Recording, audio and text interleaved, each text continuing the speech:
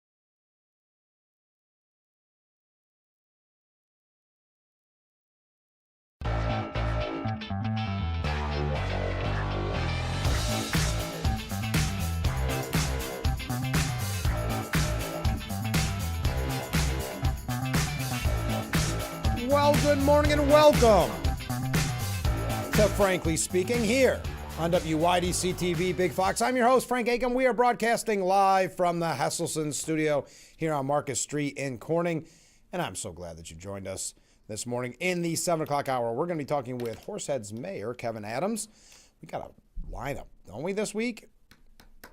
We've been busy, and I appreciate you being a part of it throughout the week.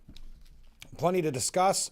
This morning, some breaking news. I have some, for whatever reason, maybe in preparation for Friday, Just a lot of kind of oddball stories that I want to get your opinion on. First, talking about opinions, I know we have a huge contingency of NASCAR fans that watch this program. Well, yesterday it was announced at Watkins Glen International that the NASCAR race weekend is officially moving back to the fall and will play a pivotal role in the early portion of the chase. Now, we know this year, very early, I guess spring, you would say.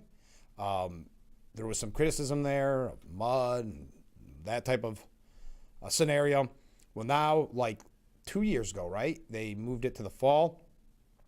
The triple header weekend will face let's see, we got NASCAR O'Reilly Auto Parts, NASCAR Cup Series, ARCA, Menards, am I saying that right? I hope so. NASCAR Cup Series racing from September 17th to the 19th.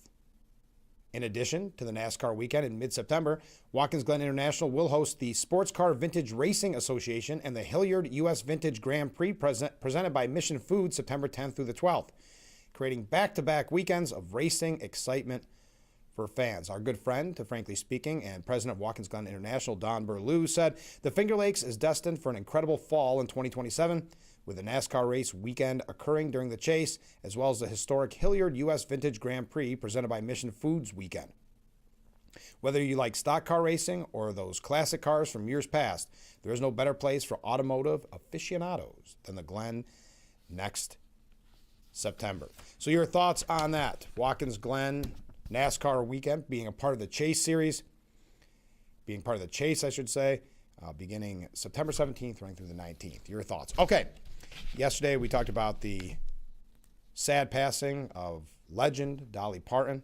You know, I sometimes feel that the powers that be watch this program because, remember, I had the conversation with you yesterday where I felt that because Dolly Parton stayed out of politics and made it a point to stay out of politics, that's why she was universally loved as compared to we can say, stars that have recently gotten into politics, whether it's Taylor Swift, whether it's recently Jelly Roll, you name it. I mean, we don't have enough time. Bruce Springsteen, whoever. But the universal, I guess you could say, sadness of Dolly Parton passing away, in my thought yesterday, was because she stayed out of politics. And sure enough, article after article, United States of Dolly was the country star, our last bipartisan icon. In a divided nation, Dolly Parton brought people together, such as President Donald Trump and the Democrat Socialists of America. Trump declared lowering the flags to half-staff in honor of the country music superstar. There's never been anyone like her and never will. The DSA, the Democrat Socialists of America, said her legacy is a commitment to a world of freedom and dignity for all. She was uniquely, astronomically likable. Her fans are young and old, working class and wealthy. They live in tiny towns and big cities. They vote across the political spectrum and routinely rated her more highly than other mega celebrities in entertainment, business, and politics. Then you had that story that was by Danielle Paquette, John Woodrow Cox, and Hannah Natston. Needed three people when we were saying the same thing yesterday. Robert Taylor at Fox News says why Dolly Parton could bring together Americans who agree on almost nothing. Humanity is one of the few things in life that grows when it is shared. When we strengthen another person's humanity, we strengthen our own. So very similar to what we were saying on yesterday's broadcast. But the reason I mentioned the passing of Dolly Parton, get your thoughts on this. Dolly Parton lovers are demanding that Nashville International Airport be renamed after the legend, with a year-old petition gaining thousands of new signatures in mere hours. Even Sheryl Crow threw her weight behind it. The Change.org petition, called Rename Nashville International Airport to Dolly Parton International Airport, blasted past 100,000 signatures Wednesday, gaining more than 50,000 in the day since she passed at the age of 80. An update to the petition reads, on August 25th, the world lost an angel. It's difficult to imagine a world without our dreamer-in-chief. How are we going to be okay without her music to keep us safe? How can we shine without her light? Since her passing, tens of thousands of additional supporters have visited and signed this petition. The outpouring of support has reinvigorated our mission. Now, before her death, the petition sat around 53,000 signatures, still pretty impressive. garnering only a few thousand new signatures over the year and a half since it was created.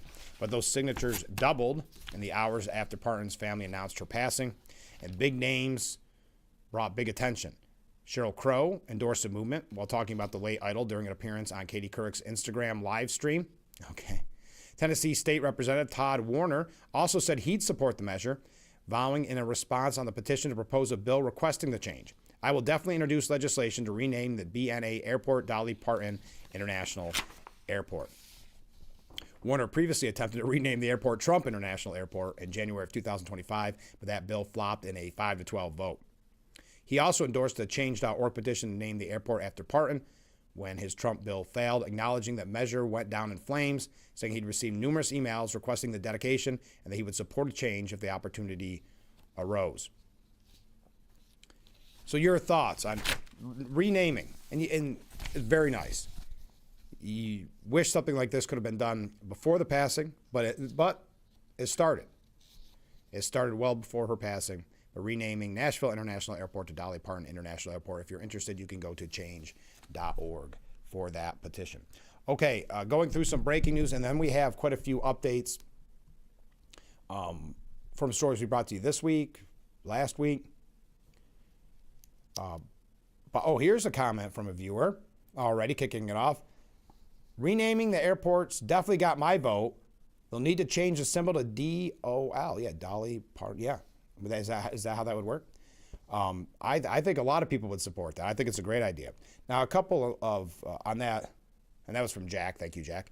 On a couple of things, and it's hard to segue. We're going to have a show full of difficult segues.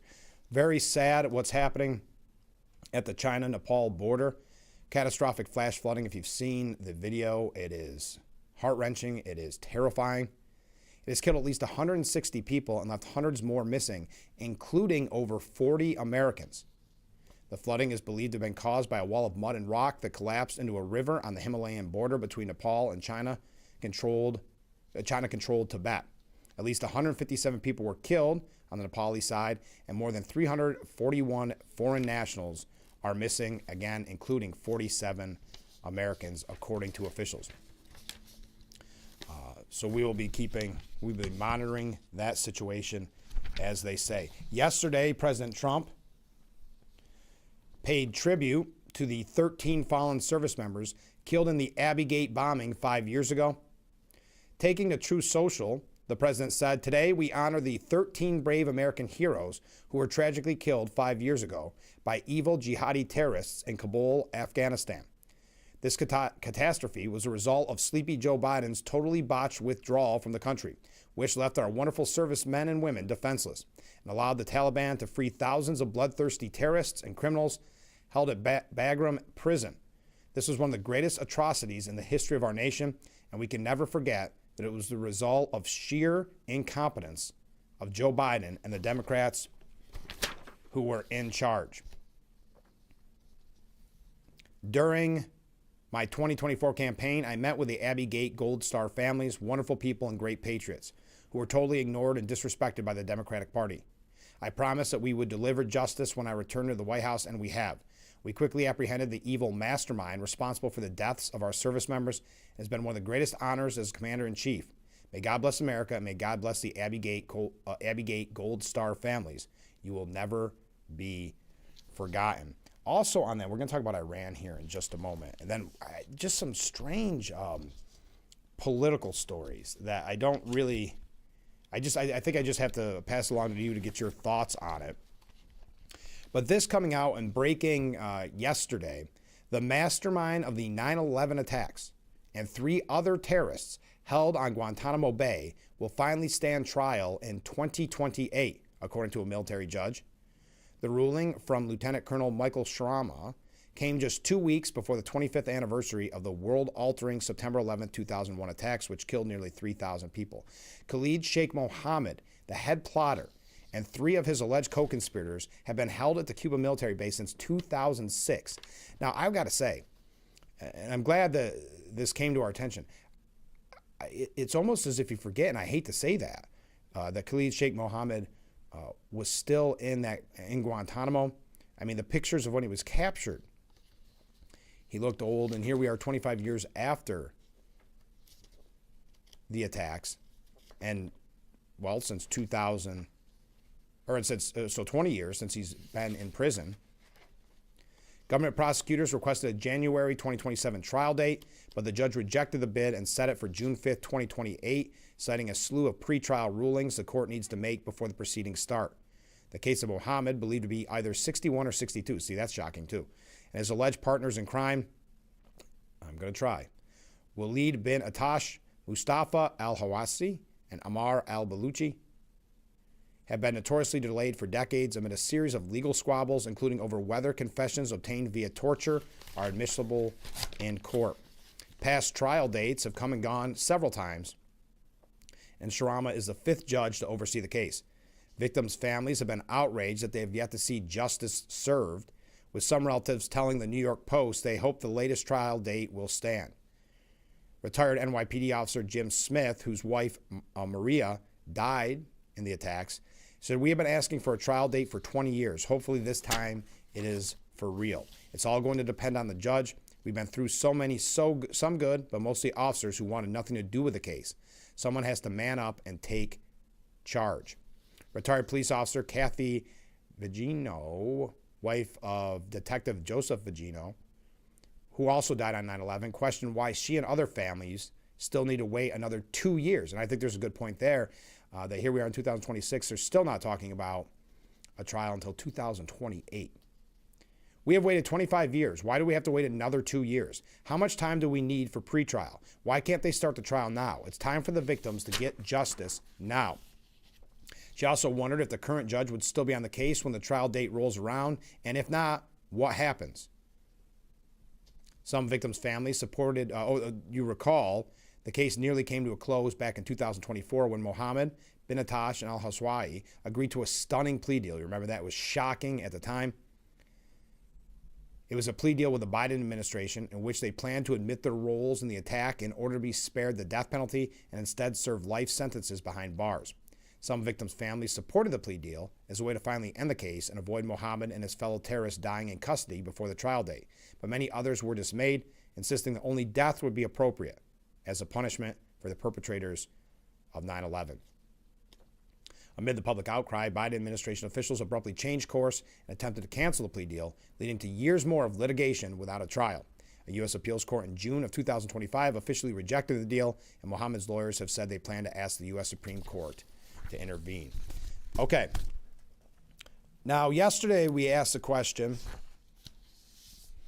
about Iran's supreme leader, Mojabi Khamenei. Some, take it with a grain of salt, insider sources in Iran said that they believe he's either dead or brain dead. And we had some response to that, whether they thought he was alive, not alive. There's been nothing seen, nothing heard from Khamenei. Trump weighed in on it yesterday. We'll tell you what he had to say. A couple quick things in Iran, and then some other breaking stories. And then, like I said, some strange, I don't know how else to describe them, strange political updates. All right, keep those waves, keep those comments coming in. We're just getting warmed up on today's edition of Frankly Speaking. I'm so glad that you have joined us. Don't forget, oh no, I don't have it up, but don't forget to vote for our friend Mary Caruso in the NASCAR Foundation contest that could see the Corning Food Pantry getting $100,000. We try to remind you that until September 6th. I don't remember every morning, but I'm trying. It's the NASCAR Foundation Betty Jane France Humanitarian Award. You can go to NASCARfoundation.org/awards. All right, let's take that break. We'll be right back with Frankly Speaking here on WYDC TV. Big Fox, stay with us.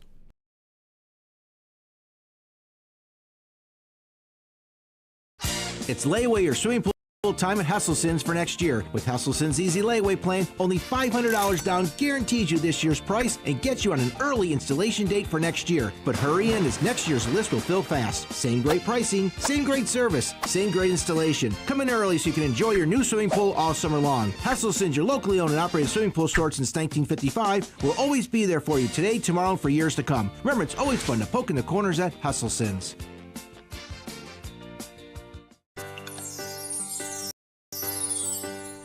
I just love coming in after they've been here and seeing everything clean and tidy. It's such a good way to start the week. Sometimes I wonder if they are magic. I feel like it's the details that is everything.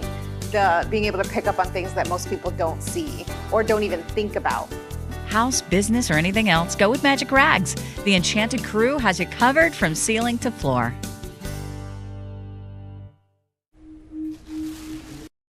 I had to pack up all my things. I had to leave my home. And I never knew where I was going next. It felt like I never even had a say.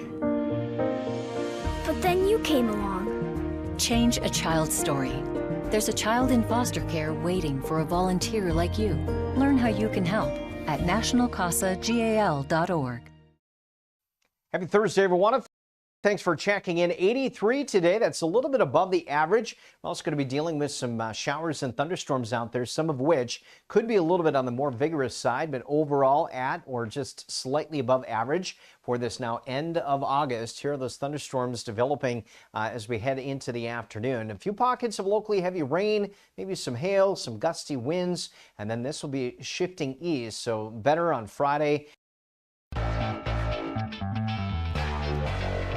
The Frankly Speaking Roof Cam brought to you by Boss Security in Horseheads. Contact them today for all your business and home security needs. We are back broadcasting live from the Hesselson studio here on Marcus Street in Corning. So yesterday we talked about the potential for Iran's Supreme Leader Mojave Khamenei to either be dead or brain dead. Well, Glenn Beck, who was interviewing Donald Trump yesterday, asked the question, and Trump said, "I don't think he's dead. He was very seriously wounded. The left side of his body, the arm, the leg, the whole thing.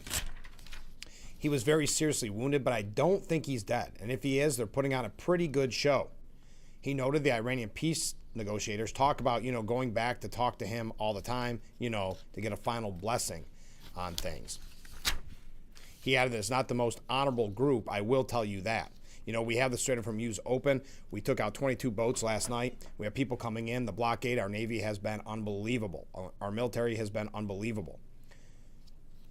Trump was responding to that article that I brought to you on the program. Well, he wasn't responding to me bringing it up on my program. He was responding about the article that was in the Atlantic, where the Atlantic had a source that said, "I believe Mojave has either passed away or is brain dead," was the exact quote. Now, Trump confirmed in March that he received a CIA briefing on intelligence that Khamenei may be gay. You remember that was a big story at the time, contending it puts him off to a bad start in that particular country, said President Trump. Trump envoys have struggled to negotiate an end to the war. We know all that. So he believes he is still alive. Just kind of as an update from yesterday's broadcast. Now, there is a kind of an interesting piece, and we don't have time to get into all of it. But what Fox News' Victoria Coates said is that Trump gives every nation a very easy choice. Do business with America or with terrorist Iran. And without going through the whole history of it, which this article, and you can find it, Fox News does a great job. But sadly for the people of Iran, the situation did not have to be this dire. Iran should be a wealthy, powerful country, secure at home and at peace with its neighbors. It should be if Tehran agrees to the reasonable deal Trump has offered time and time again by renouncing its nuclear program and ceasing to project hostile power beyond its border. But if it refuses the only path to survival left open to it, according to the terms of the Treasury Secretary has laid out, Iran's economy will soon simply cease to exist and will have only itself to blame. But we know, as we've said numerous times on this program, there is the waiting game that many people believe, myself included, that they're hoping to survive, and because they don't care about the suffering of their people. They're hoping to survive until the midterms. And then if Democrats win, they know Trump's hands will be tied. If that doesn't happen, then they're hoping to survive long enough till Trump's term is over. That's a lofty goal because they say that the economy is horrendous right now, that inflation is through the roof. So I guess time will tell. Now, Mark Kelly, because we're going to be talking about some presidential candidates here that I know is going to pique your interest coming up here in just a moment. But Mark Kelly is one of those presidential contenders on the Democratic ticket. It was alleged that that's actually who Barack Obama wanted to run when Joe Biden stepped down instead of Kamala Harris. Well, he was asked on MS Now about Iran and Pete Hegseth. Kelly said, I think the Secretary of Defense, because remember, you could tell a person's political party if they say Secretary of War or if they say Defense, has done the members of the military a big disservice by the way he's been conducting himself in his job, getting on a stage, talking about killing people and lethality. And you know, that attitude from the top, it's not healthy for members of the military to hear that. I mean, just the stuff he was saying today. So you could see why officers who have attended service academies, imagine if you went to West Point and every day you're walking by that plaque where it says when the law and orders are in conflict, you follow the law, and you think about it. You think about some of the things that the military is being asked to do. And you have a Secretary of Defense that's talking about setting records, 10,000 targets struck in this period of time. And now we set a new record, 12,000. Now 14,000. By the way, on the heels of what seemed to be a horrific mistake when a Tomahawk missile goes into a school and kills over 100 Iranian schoolgirls, but then not to dismiss that and continue with this attitude of we're just about killing people. The U.S. military is better than that. I mean, we're supposed to be the good guys here. We have a moral compass and have values and can conduct ourselves with a certain amount of constraint and professionalism. And when I watch the Secretary of Defense, almost every single time he goes in front of the camera, I see the opposite of that. So this attack, boy, that takes Pete Hegseth, don't they? That's Mark Kelly, potential candidate for president on the Democratic ticket. Yesterday, very disturbing news about the Secret Service. We'll tell you about that. And then I got to get your opinion on some of these stories. On the Republican side of things, there's some jockeying already for who's next in line after President Trump to be president. On the Democrat side, we have the rise of the Democratic Socialists of America. We have this new change of heart where everybody's trying to disavow Hassan Piker. We'll talk about that. I mean, al-Assad was campaigning with Piker. Now everybody's distancing. It's the old win the primary, and now you got to worry about the general. So you go moderate-ish. Still, Democrat Socialists of America. And I don't think, as we mentioned on yesterday's program, I don't think al-Assad's doing a great job with that. Because his interview with Jesse Waters, some are calling it a fatal error when it comes to his campaign. Others are looking at it as just odd. We'll talk a little bit about him, a little bit here about AOC. But since we had mentioned our amazing military, we had an interview last week, got a great response. We love our friends at the VA. Don't forget, today is the Veterans Stand Down event. It's today from 10 a.m. till 1 p.m. at Dunn Field, 546 Luce Street, Elmira. Military surplus, Military surplus items available while supplies last. Free haircuts, first come, first serve. Everything's a first come, first serve scenario. And there is going to be a free lunch provided by the Elmira Pioneers. All you need to attend the event is your proof of veteran status, either a valid VA ID or a DD-214. So again, the Veterans Stand Down event today, 10 a.m. till 1 p.m. at Dunn Field. I didn't want you to forget that because I know we did that interview last week, and I know, like I said, it got a great response, got a lot of views online. And by the way, since I'm going to do a little housekeeping here, if you missed any of our guests so far this week, there's no excuse not to go online and find them because we've had amazing guests. You can go to WYDCTV.com or you can go to our YouTube page. On Monday, we had candidate for New York State Comptroller, which, again, I don't want to keep saying that, but has gotten such a great response from people that have watched it. That's Joseph Hernandez. He's running against incumbent Thomas DiNapoli. DiNapoli, of course, a Democrat. Hernandez running as Republican and conservative on the Republican lines and conservative lines, getting a lot of great attention. So Joseph Hernandez, you can find that again on our YouTube page. Then we also talked to Sergeant Du Bois about the upcoming Battle of the Badges, that charity softball game to go benefit Corning Painted Post Special Olympics. That's coming up soon. Purchase your tickets so they have an idea of a head count. Purchase your chicken barbecue tickets as well so they know how many chickens to get. But we were excited to have him on the program. It was a fun interview. Still waiting to hear from the Corning Fire Department. We heard from the Corning Police Department. We'd love to hear the tactics, the strategy, the practice schedule of the fire department. So reach out to that number on the bottom of the screen. On Tuesday, we talked about the Finger Lakes Bike Rally, which is coming up this week. Yesterday, Kyle Northrup headed to as the National U.S. Team Fighter with Jiu-Jitsu. That was a fun one. And Joe Tobia. What a great interview with Steuben County Legislator Joe Tobia. So those, if you missed anyone, find them online or just weigh in with your thoughts. Today we're going to be talking with Horseheads Mayor Kevin Adams. Tomorrow, it looks as if we're going to be talking with Morgan James. I'm excited about that because Morgan James will be here in Corning for the Civic Music. She is an amazing singer. You're going to want to hear all about that on tomorrow's broadcast. All right, stay with us. That's enough housekeeping. We'll be right back with Frankly Speaking after this.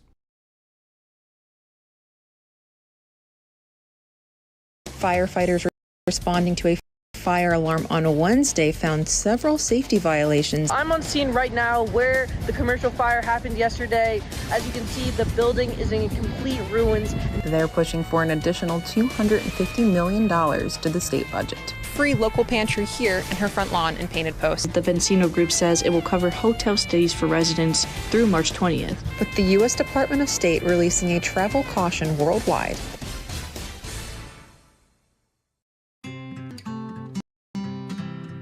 I have been hugely blessed to have all this, and I want to share it. Safety first, goggles, mask, because the sawdust can do a number on you. They're welcome to try any of my tools. I just don't want them hurt. You gotta know what they're doing. Just a total blessing for me. You know that children growing up with poor air quality have smaller lungs and higher rates of asthma than children that grow up with good air quality. And unfortunately, poor communities have poor air quality. IQ Air Foundation is working to change this. Today, the IQ Air Foundation provides filtration technology to schools with poor air quality through our Clean Air for Kids program.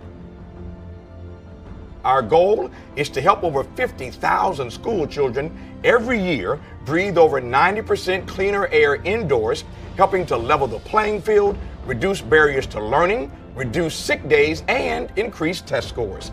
Mitigating poor air quality is key to environmental justice. Help Clean Air for Kids reach more children at IQAirFoundation.org.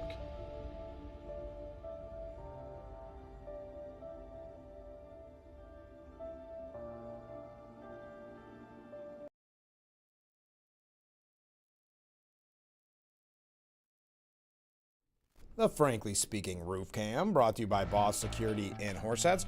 Contact them today for all your business and home security needs. We are back, broadcasting live and, of course, proudly from the Hesselson Studio, or as Joe Sepolinski calls it, the Hesselson's Hot Tub Studio. Okay, this is, I think, very scary. When we've had how many assassination attempts on the president, when we've had so many threats, whether it's Iran, whether it's just kind of the crazy far left with these attacks. Well, yesterday, 3 Secret Service honchos were put on leave. 3 non-law enforcement Secret Service officials are facing investigations about misconduct believed to be related to leaks within the protective agency.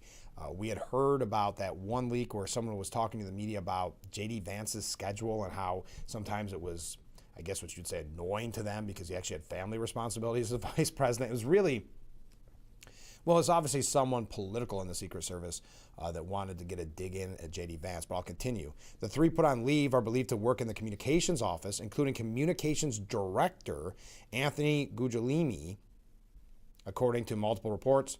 They've also lost their security clearances. Quote, 3 non-law enforcement personnel at the U.S. Secret Service have been placed on administrative leave pending an investigation into potential misconduct, said a spokesperson. Per policy, this incident is being investigated by the Office of Professional Responsibility. We are unable to comment further at this time. It is not entirely clear what type of leak investigation is being probed. The spokesman said the U.S. Secret Service is committed to upholding the highest standard of professionalism, integrity, and fulfilling our zero-fail mission of protecting the president and other high-level government officials. Our critical work demands that our workforce maintain an unwavering commitment to duty, honesty, and courage in all aspects of their job. Now, the Trump administration has been vexed about leaks on how the president avoided using the Qatari-gifted Palace in the Sky Air Force One jet to leave Turkey after the NATO summit, and other critical security details that have since been exposed to the public. President Trump has snuck out. We know all of that. Key details about internal concerns were leaked. I don't want to get into specifics of that. And last month, an agent on Vice President J.D. Vance's detail was put on administrative leave due to accusations of spilling sensitive information to the press after an MS Now, far-left MS Now, put out a report about supposed frustration over the vice president's last-minute trips. A spokesman for Gugelmi, attorney Greg Bernstein, said that Anthony Gugelmi is a professional of deep integrity whose decades-long public record advocating for local, state, and federal agencies speaks for itself.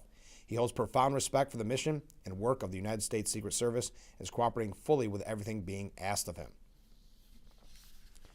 All right. Now, I tie this in with this story, with your thoughts. An armed man arrested back in August 2nd. Remember this? He was at Trump's California golf course. Allegedly, this man, John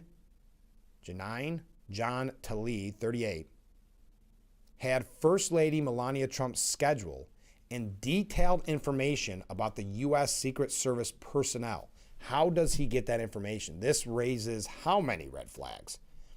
He had more than 200 pages of writings that included schedules for the First Lady and members of the President's USSS detail, according to the Associated Press.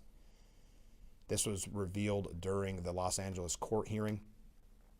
The New York Post reported that prosecutors said Talley had 7 notebooks containing 208 pages of drawing and sketches of Trump National Golf Club, Los Angeles, and Rancho Palos Verdes. The list of the USSS schedules, details about individual security personnel, and copies of Melania Trump's schedule. How do you get that information? The writings also included detailed lists about surviving off the grid. The Los Angeles County Judge, John Larngren Jr., called the allegations alarming. The case itself is alarming in this day and age with the violence that is creeping into our everyday lives, especially with our partisanship in the political environment ahead of the midterms. The judge suspended criminal proceedings after a pretrial evaluation indicated Talley was not mentally fit to stand trial and sent the case to mental health court. Great. Talley was arrested earlier this month after we know all about that. Definitely raises concerns. How did he get that information? This all ties in. And then you've got what we reported on yesterday or the day before, the threats by Iran, highlighting, and they've done this in the past, the schedule and the whereabouts of Barron Trump and Melania Trump.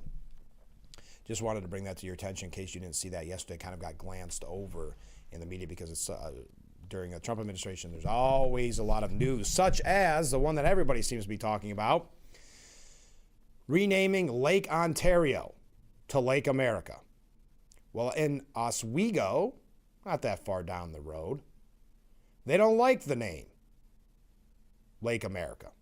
This coming from I think it's Syracuse.com, and it's Jay La Del Rizzo and Mark Weiner who wrote the piece. But here in this port city along Lake Ontario, known for its intense lake effect snowstorms, the idea landed with an icy thud. Top Republican leaders in Oswego County, where Trump has enjoyed some of his strongest support in New York State, said they don't want to change the name of the lake that has sustained the region for centuries. The elected officials said they believe Trump is using his Lake America idea as a negotiating tactic with Canada. I don't remember asking yesterday, though I know we talked about it. Pro or con? We've asked a lot of questions this morning. If you like the idea of renaming Nashville International Airport to Dolly Parton International Airport, asked about, I don't even remember, we've covered so many stories. Now I'm asking, did you like the name, the suggested name change to Lake America? Well, they're claiming in Oswego, even Republicans don't like the idea. As long as I've been alive, it's always been Lake Ontario, and I see no reason that we should change it now, said Rob Corradino, the Republican mayor of Oswego. Corradino, 70, said Trump's trade war and tariffs have already led to a significant drop in Canadian tourist visits to Oswego. Oh, I see. So this is just going to be a complete hit piece on Trump. But State Assembly member Will Barclay, friend of Frankly Speaking, said, I think Trump puts these things out from time to time to stir people up. My bigger worry is trade between Canada and the United States. Overall, the escalation of this is bad for Canadians, and it's bad for upstate New York, too. New York State exports $16.5 billion. We don't need to know all that. So your thoughts. Chris Carroll, who said he voted for Trump and supports most of the president's initiatives, isn't on board for Lake America. He said, I like the Gulf of America better than the Gulf of Mexico, but Lake Ontario, I'd just as soon leave it as Lake Ontario. All right. Everyone they interviewed was anti-Lake America. Okay, interesting. Seemed just by happenstance you would have found somebody that would have liked it, but apparently not. All right, when we come back, we start the kind of weirder stories of the morning to just get your opinion on. Then we're going to talk about it's also weird, the rise of the DSA. Got a couple New York State updates as well. And as I said, in the next hour, Kevin Adams, Horsehead's mayor, will be joining us. So keep those waves, keep those comments coming in, and we'll be right back with Frankly Speaking here on WYDC TV, Big Fox.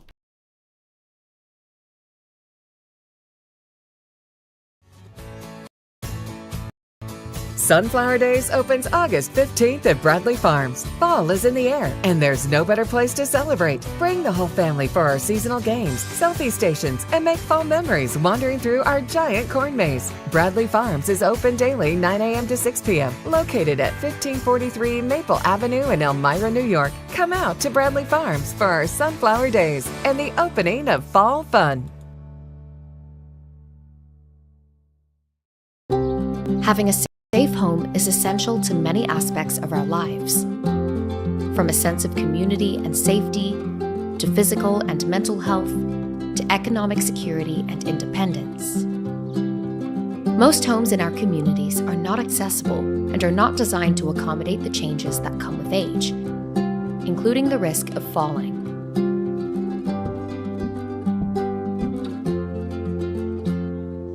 The Older Adults Home Modification Program helps reduce the risk of falls, improves safety, and increases accessibility and independence. Through this program, Rebuilding Together works with older adults to provide no-cost preventative home repairs so our neighbors can safely age in place in the homes and communities they love. To learn more, visit rebuildingtogether.org/safeathome.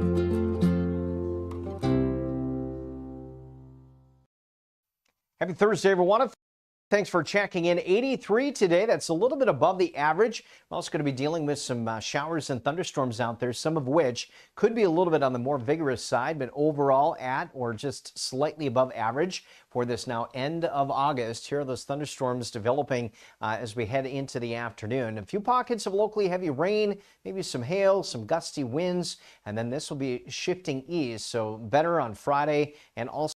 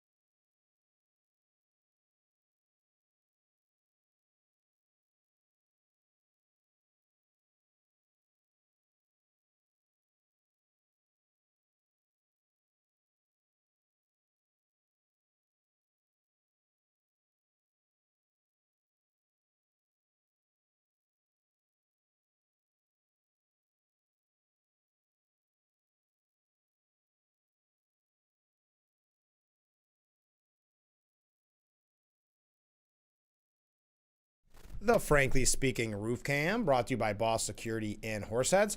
Contact them today for all your business and home security needs. Let's go through these comments. We'll say, let me get back to our main screen. I'm going to just word this a little bit different. I hope you don't mind, because there's youngsters watching on their summer break, because parents put their kids in front of the TV for Frankly Speaking to give them an education in the summer so they don't go back with that brain rot that people talk about. Forget Canada. It's like a bum that has his hand out for a free meal. Go Lake America and the 51st state, upstate New York. Thank you very much. Mark writes in, good morning. Well, good morning, Mark. I think that Lake Ontario should remain Lake Ontario. Trump is upset with Canada and ranting. He will get over it. Thank you. Comment from a different viewer. Good morning, Frank. Well, jeepers, this is fun. Good morning. Lake America is a terrible name. It should be Lake Donald. There is a Lake George. I like that. Lake, good morning. I like that, Lake Donald. Oh, maybe, yeah. I don't think that's a problem. Okay, here's a serious note. It's time to stop talking about dumb things like changing lake names and talking about how crime is down, talking about jobs are coming back to the United States and how much money is being reinvested in the country. It's time to work at getting the economy going again. It's time to give real statistics about how things are going. Yeah, I mean, you raise a good point. Midterms are right around the corner, and that's one of the things that at least it gives the media, I don't know how much is actually happening, but the media the opportunity to say GOP is scared because Trump's focused on things that the voters aren't focused on. But nice mixed bag there. I like Lake Donald. I think the only thing that would make people more upset about changing the name to Lake America would be maybe Lake Donald. So some great points there. Keep those comments coming in. Here's something I do not recommend, but you got to say this guy is clever. Joshua Culver, who actually goes by the alias Maverick A. Young. He was arrested last Friday in Colorado after a grand jury in Indiana indicted him on 4 counts of falsely impersonating a U.S. officer or employee and 1 count involving the use of a forged federal judge's signature and court seal. You're saying, what is this about? Why are you bringing this up? He forged a signature of Chief Justice John Roberts on a bogus Supreme Court order in an alleged attempt to get his own Indiana criminal case dismissed. So I guess showing precedent, this was taking a chance. I guess he must have been down on his last leg. Federal prosecutors allege Culver filed a document titled Order of Dismissal with Prejudice on September 24, 2025 in a criminal case pending against him in Grant County Superior Court. According to the indictment, the document used a forged signature of John Roberts and a counterfeit U.S. Supreme Court seal, in an effort to authenticate the purported dismissal order. The alleged scheme involved the nation's highest court was not Culver's first attempt to pass himself off as a federal official. Oh, so this is This is a trend with Mr. Culver. 5 days before the alleged Roberts forgery, Culver allegedly posed as a National Security Agency agent while contacting the sheriff's office. According to the indictment, Culver used his purported authority as an NSA agent to make requests that prosecutors say the sheriff's office otherwise would not have fulfilled, including asking deputies to conduct a welfare check on his biological daughter and provide information about her location. Culver also allegedly sought the names and information of sheriff office employees and claimed he would take adverse action against the department in his purported capacity as an NSA agent. The following day, Culver allegedly called the workplace of an individual identified in the indictment only as Individual A. Prosecutors say he falsely identified himself as a federal agent, claimed the person was obstructing a federal investigation of a child kidnapping, and presented that he could have the individual arrested for committing a federal felony. He also allegedly asked the person's employer to intervene to obtain the individual's cooperation. Months later, in January of 2026, Culver allegedly portrayed himself as a special master enforcing orders of the United States Supreme Court. Prosecutors allege Culver claimed he had the authority to issue orders and warrants while demanding that the judge and court personnel take several actions, including making changes to vital records and dismissing cases and judgments against him. Well, there you go. What do you think if you're that judge and you read and your first thought's got to be, well, it's fake, probably. Second, it's got to be, why would John Roberts weigh in on this case? So a man accused of using a fake Chief Justice Roberts signature to get his own criminal case dismissed. Seems like a failed idea right from the jump. And I guess it proved to be. That was just a weird one I had to bring to you. We've got a few things here, which we'll probably kick off the next hour with to get your opinion on. Because when it comes to 2028, there has been speculation. Is it going to be J.D. Vance? Is it going to be Rubio? Last week or the week before, we heard maybe Pete Hegseth is vying for it. There's some other names being thrown around. So we'll get your take on that. We'll also get your take on the rise of the DSA. First, do I have time? Let me take a break, and then we're going to give you 2 quick stories that I think you'll find interesting about politics. Just oddball, something to talk about around the water cooler. So stay with us. We'll be right back with Frankly Speaking here on WYDC TV, Big Fox. William Attar And like other attorneys, he eats, breathes, and dreams about car crashes. He's too fast. He's going too fast. I knew it. Way too fast for the conditions. Shh. You're fixing this? This should be total. Boss, that guy is here again. Icy road. Head on. 2 million. No question. And one more thing William Matar does. He wins. Hurt in a car? Call William Matar. You can just keep watching and scrolling, and the world will still feel like it's falling apart. Widespread misonity. Highest hospitalization. Evacuation in the West. Or you can take action by joining a movement that's creating real and lasting change instead. Partnering with communities around the globe to help uproot poverty and plant seeds of hope for a brighter tomorrow.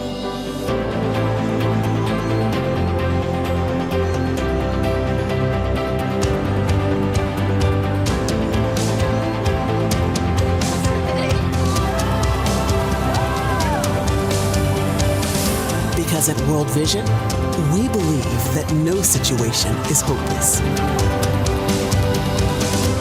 Join a movement that's changing the world for good.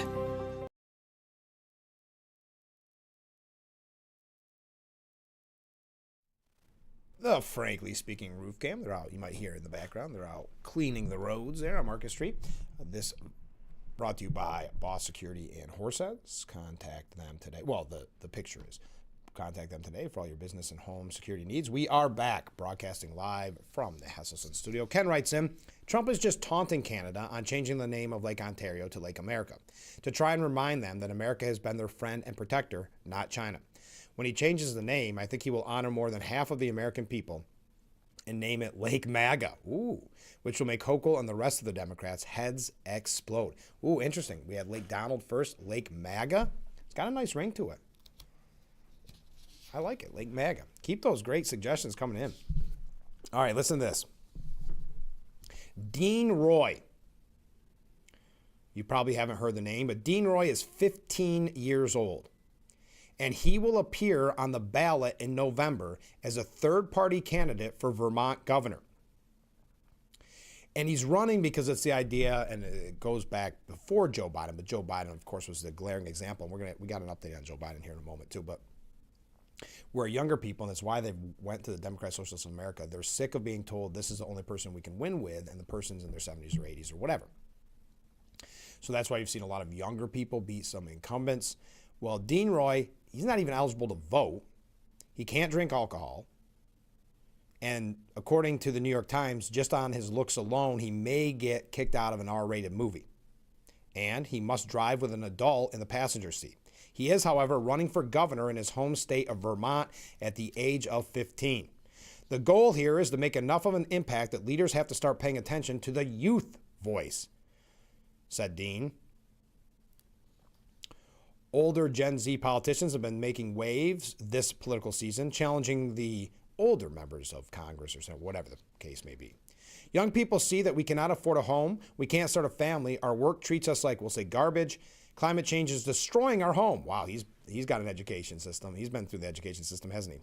A lot of propaganda there. It's hopeless, he said. All right. I don't want to go through his whole political belief, but he's a sophomore. He avoided this month's Republican and Democrat primaries by creating a new party under which his name will appear on the ballot in November, the Freedom and Unity Party. He was polling at 3% this summer in a University of New Hampshire survey, which under the circumstances is actually pretty remarkable and kind of good. He concedes that many of Vermont's 645,000 or so residents do not take his candidacy seriously. Governor Phil Scott, a moderate Republican with one of the highest approval ratings in the country, is a prohibitive favorite for re-election. But he's got a resume. Dean says, I have good grades. I enjoy Formula One. I hang out with my friends all the time. He lives with his parents and older brother. And he works part-time at his parents' pizza shop. He got the 500 signatures from eligible voters. His mom would drop him off at a town post office to talk to voters about why he was running. When he comes up with the idea, he does it. Now, it should be noted that his parents do vote Democrat, but they have encouraged their son to remain moderate. He's got 6,000 followers on TikTok, for whatever that is. Dean often finds opportunities to praise politicians from leaders he opposes, or policies from leaders he opposes. In one post, he said he was a huge fan of President Trump suggesting late last year that Japan's fuel-efficient micro key cars be imported, even though he said he disagreed with most of the president's policies. Anyway, so I tie that in. That's our first oddball story. 15-year-old Dean Roy running for Vermont governor, polling at 3%, pretty impressive. How about this one, though? This tops it. And it happens to be right here in New York. A man who is serving time in a federal prison in New York. He's in federal prison in New York. He advanced Wednesday from the primary for Alaska's lone U.S. House seat. Eric Hafner, a registered Democrat, also ran for the seat in 2024 and secured a spot on the general election ballot that November, despite a challenge brought by the Alaska Democrat Party. Hafner pleaded guilty in 2022 to charges of making threats against police officers, judges, and others. He is set to be released in the year 2036. The leading candidates in the race are the incumbent Republican Representative Nick Begich and independent Bill Hill, a commercial fisherman and retired educator. Hafner's success in the primary as one of the candidates moving on to the general election is almost certain to draw another legal challenge because the U.S. Constitution requires candidates to live in the state they will represent at the time of the election. In this candidate information he filed with the state, he listed the same Box Elder, South Dakota mailing address and New York phone number as his mother. Neither has any, this is important to know, neither has any apparent ties to Alaska. He also failed prior run and ran again this year, this time in the state's U.S. Senate primary. Under Alaska's election system, the top 4 primary finishers advanced to the general election regardless of party affiliation. Eric Hafner had received 5,757 votes after 93% of the ballots have been counted. That was far behind the third-place candidate, Democrat Matt Schultz. So the Democrat in third. Schultz withdrew from the general election and was ineligible to advance, so now it's down to the 3. So a federal prisoner right here in New York, it doesn't say which federal prison, that'd be interesting to know, with no clear ties to Alaska has advanced in the primary for the state's lone House seat. How about that? All right, we got to take a break, then we're going to wrap up hour number 1. Having fun this morning. I hope you are as well. Stay with us. Distracted driving is dangerous, but some people just can't seem to help themselves. There's the steering wheel propper, the sneak-a-peeker, the fast scroller, the night-lighter. And it's not long until they become the fender-benderer, the got-a-ticketer, the veering off the road, the driver who kills someone. Enough with the phones already. Just put them down. When a child is fighting a critical illness, one truth touches us all. Every child deserves a childhood. A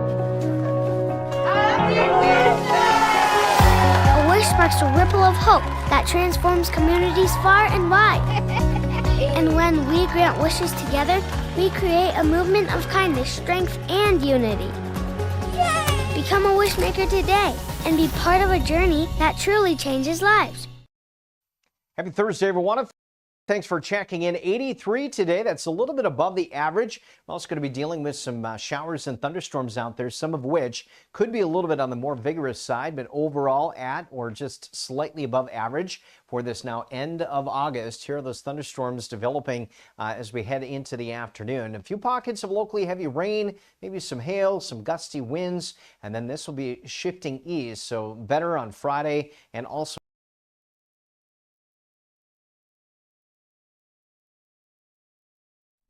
The Frankly Speaking Roof Cam, brought to you by Boss Security in Horseheads. Contact them today for all your business and home security needs. We are back, broadcasting live from the Hesselson studio. Comment from a viewer. Frank, enjoy your day. Well, how nice is that? Thank you. I hope you enjoy your day as well. And a nice wave there. We do appreciate it. We duly noted. The wave is on the count. Mark writes in, how about Lake Trump? It has a good ring to it. I like it. I like Lake MAGA, Lake Trump, Lake Donald. They're all great names. Okay, we're going to be talking about 2028. I know it seems early, but there's a couple things I think you'll find interesting. We do have some New York State updates that we'll get to as well. Do you agree with this piece? And we're not going to talk about New York State issues right when we return, but this came in kind of late, where it should have probably been brought up on the program yesterday. But they're saying that Bruce Blakeman's biggest challenge, and I'm asking you, is winning over upstate voters who don't know who he is. Now, the question I have with this, and it seems to me, there's been Empire Report has put out a lot of hit pieces or linked to a lot of hit pieces on Blakeman. So they're concerned, just like Governor Hochul is concerned. That's why she put that $1 million ad buy with negative attacks on him. You don't do that if you feel like it's comfortable. You pat yourself on the back. You don't attack. But she was attacking. And that's why I think there's so many articles like this. What I will say, and I said it here on the program, I said it in private conversations, I said it actually on Mayor John Buckley's program, The Pulse, that what I was encouraged about while attending the Steuben County Fair was that people came up to me at the booth and said, hey, I want a Bruce Blakeman. Do you have a Bruce Blakeman sign? It wasn't, whoever's running against Hochul, I can't stand Hochul, give me a sign. Because in years past, it has been that. I've heard that a lot. Also, just the fact that Blakeman got all those signs out ahead of time. I had some people complaining, I've been looking all over for him. This is almost a month before you'd have a chance to get them in the past. So, and again, I forgot to grab one, which that's my own fault. But so there was that excitement that I found very encouraging. But they're suggesting that you in upstate New York don't know who he is. Do you agree with that? Do you think that that's his biggest struggle? Blakeman is a Republican, and he's also fighting for lower taxes, said Scott Kelkins. He's also fighting for New York State in general and is trying to get costs down, trying to get inflation down, and trying to just be a normal person. He'd like to see more of Blakeman, particularly in smaller upstate cities, but he says he'd help to spread the word where he can. I believe Blakeman will do good for the state. Well, I mean, he's been here in Corning. He's been in Chemung and Elmira. He's jumping around. New York's a big state. We've got to keep that in mind. When you get frustrated, you don't see him enough. But just anecdotally, and I know you've heard it here before, and it's not patting anybody on the back, it's just that when we had our interview on Frankly Speaking, we had a nice sit-down interview. It was quite in-depth, quite long-lasting interview, which you can still find on our YouTube page. He shared a clip of it on his own page, and it got over 5 million views last time I checked. That tells me there's some type of excitement there. So your thoughts on it, though. I'm not trying to taint the pool, as they say. I would love to hear your thoughts on that. But we'll hear your thoughts when we return. Stay with us. Hour number 1 in the books. Where did that go? That went quick. Hour number 2, moments away. Stay with us. When you're online, don't forget to visit our Facebook page at Big Fox News. Catch up on news from the Twin Tiers and hear about local events. All on Facebook.com/Big Fox News. With the U.S. Department of State releasing a travel caution worldwide, firefighters responding to a fire alarm on Wednesday found several safety violations. Free local pantry here and her front lawn and painted post.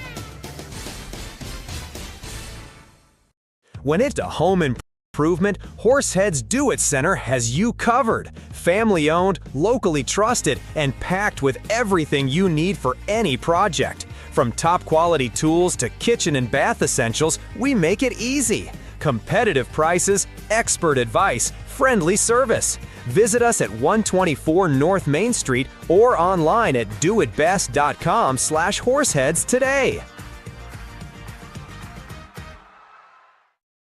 Tide isn't just a gentle ebb and flow. It's a mighty force of change.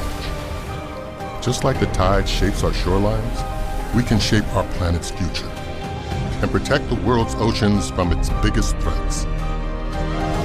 Help us turn the tide. Join Oceania's wave of ocean advocates who are making a difference in the world.